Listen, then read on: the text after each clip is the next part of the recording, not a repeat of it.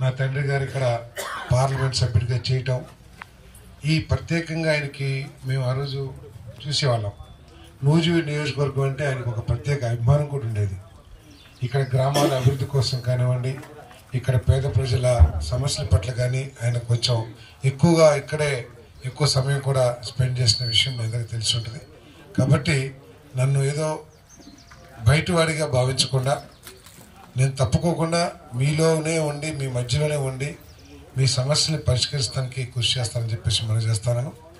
కార్యకర్తల్ని కంటికి రెప్పలాగా కాపాడుకుంటాను. నా కార్యకర్తకి ఎటువంటి నష్టం జరిగినా అది నా బాధ్యత అని చెప్పేసి మనం చేస్తాను. నా బాధ్యత మీరు తీసుకోండి, మీ బాధ్యత నేను తీసుకుంటా అని చెప్పేసి కూడా సవినయంగా తెలియజేస్తా ఉన్నాను. అదేవిధంగా మీ అందరి సూచన ప్రకారం, మీ అందరి సలహాల ప్రకారం మన పార్టీని బలోపేతం చేయటానికి, అదేవిధంగా నూజివీడు నియోజకవర్గ అభివృద్ధి కోసం తప్పకోకుండా నాకున్న ఎక్స్పీరియన్స్ కానివ్వండి, లేకపోతే నాకున్న సంబంధాలు కానివ్వండి, లేదు మన పార్టీ దృక్పథం. ఎందుకంటే మన పార్టీ సంక్షేమంతో పాటు అభివృద్ధిని కూడా రెండు కళ్ళలాగా ముందుకెళ్ళి తీసుకెళ్లే నాయకత్వం మనకుంది. కాబట్టి అభివృద్ధిని తప్పకోకుండా, నియోజకవర్గ అభివృద్ధిని ఇంతకు ముందు ఎవరూ చేయని విధంగా నేను చేయటానికి ప్రయత్నం చేస్తానని చెప్పేసి మీ అందరికీ సవినీయంగా మనం చేస్తాను. తప్పకుండా ప్రస్తుతం ఉన్న నాయకత్వం కంటే కూడా చాలా మెరుగ్గా చేయగలనని చెప్పేసి మీ అందరికీ కూడా మరి సవినీయంగా తెలియజేస్తా ఉన్నాను. మరి దయచేసి వేరే అపోహలు పెట్టుకోకుండా నేను కూడా ఇక్కడ ఒక ఇల్లు తీసుకుందామని చెప్పేసి మీ అందరికి కూడా సహకారంతో, సహాయంతో ఒక ఇల్లు తీసుకోవాలని చెప్పేసి ప్రయత్నం చేస్తున్నాను. మీ మధ్యలోనే ఉంటాను. మీకు అర్ధరాత్రి అయినా అపరాత్రి అయినా నిన్న దూరం అని చెప్తే ఎవరో చెప్తున్నారు, నన్ను కలవటానికి 2-3 ఉంటారంట కదా, 2-3 దాటుకుని వెళ్ళారు కదా. నేను చెట్టు కింద రాజకీయం చేసేవాడిని. నేను ఇక్కడ చాలా మంది కూడా తెలుసు. నేను మంత్రిగా ఉన్నప్పుడు కూడా పెద్ద పెద్ద భవంతుల్లోనూ సంస్థానాల్లోనూ ఉండాల. 100 సంవత్సరాల పాత రేకుల షెడ్లో 5 సంవత్సరాలు నివాసం ఉన్నానని చెప్పేసి మీకు మనం చేస్తామా. నా దగ్గరికి వచ్చి అందరూ కూడా చూసుంటారు. కాబట్టి ఎవరు కూడా నాకు, నా ఓటర్కి, నా కార్యకర్తలకి మధ్యలో ఎవరు ఉండరని చెప్పేసి మీ అందరికీ సవినీయంగా మనం చేస్తాను. నేరుగా ఎప్పుడైనా ఫోన్ చేయొచ్చు, అర్ధరాత్రి అయినా అపరాత్రి అయినా ఫోన్ చేసినా కూడా దానికి నేను తప్పకుండా స్పందిస్తాను. మిమ్మల్ని లైన్లో పెట్టుకునే అధికారులతో మాట్లాడాల్సి మాట్లాడి మీ సమస్య ఎక్కడే పరిష్కరించుకుంటాను.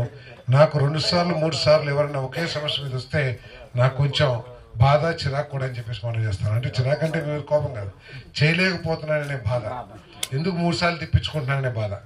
ఫస్ట్ మీరు రాగానే నేను ఫోన్ చేయకపోతే ఈ మాటలు భవిష్యత్తులో కూడా మీరు చూస్తారు. మీరు వచ్చిన విషయం నేను ఫోన్ చేయకోకుండా ఉంటే మీరు అప్పుడు నన్ను ప్రశ్నించండి. ఫస్ట్ మీరు రాగానే ఫోన్ చేసేసి తప్పకుండా చేస్తాను. మరి కార్యకర్తని నేను తప్పకుండా కంటికి రెప్పలా కాపాడుకుంటానని చెప్పేసి మనం చేస్తూ, మీరందరూ కూడా ఇందాక చాలా మంది మాట్లాడినట్లు నిజంగానే నూజివీడు టౌన్ బలహీనంగా ఉంది. నూజివీడు టౌన్ అంటే ముస్నూరు, ఆగిరిపల్లి అక్కడ మెజారిటీ వచ్చిన ఈ నూజివీడు టౌను, చాట్రాయి ఈ 2 కలిపి కొట్టేస్తాయి అని చెప్పేసి ఒక భావన ప్రజల్లో ఉంది. కానీ నేను నిన్నటి నుంచి తిరుగుతుంటే ఏదైతే కొంతమంది ముఖ్యులు ఇళ్ళకి వెళ్ళాను, కౌన్సిలర్స్ సోదరులు కలుసుకున్నానో నాకు మాత్రం అభిప్రాయం కలగలేదని చెప్పేసి మనం చేస్తాను. నాకు అనిపించింది ఏంటంటే మన ప్రయత్న లోపం, సమన్వయ లోపం, లేకపోతే ఇంకా కొన్ని మన సంస్థాగత లోపాలు, లేకపోతే ఏదైనా కానీ, అంతేకాని ఇక్కడ బలంగా లేదు అనేది వాస్తవం కాదని చెప్పేసి మనం చేస్తాను.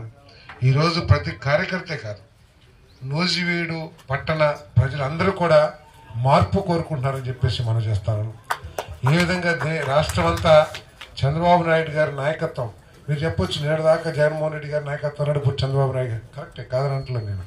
కానీ జగన్మోహన్ రెడ్డి గారు కేవలం బటన్ నొక్కేసి నా బాధ్యత అయిపోయిందని చెప్పేసి భావిస్తా ఉన్నాడు. నాకు ప్రజలు ఓటేశారు, నేను ప్రజలేమో వాళ్ళ బటన్ వాళ్ళు నొక్కారు, నా బటన్ నేను నొక్కారని చెప్పేసి అనుకుంటున్నాడు. అది కాదు. అది బాధ్యత. 5 సంవత్సరాలు కూడా ప్రజల్ని, రాష్ట్రాన్ని, రాష్ట్ర భవిష్యత్తుని కంటికి రెప్పలా కాపాడుకోవడమే ముఖ్యమంత్రి బాధ్యత అనేది నా అభిప్రాయం. సంక్షేమ కార్యక్రమాలు చేయాలి, సంక్షేమ కార్యక్రమాలు ఎట్టి పరిస్థితుల్లో ఆపకూడదు. కానీ సంక్షేమ కార్యక్రమాల కంటే కూడా ఎక్కువగా రాష్ట్రానికి ఆదాయం తీసుకొచ్చే అభివృద్ధిని కూడా చేయాల్సిన బాధ్యత ఉంటుందని చెప్పేసి మనం చేస్తా ఉన్నాను. కానీ ఆ ప్రభుత్వం అది లోపించింది.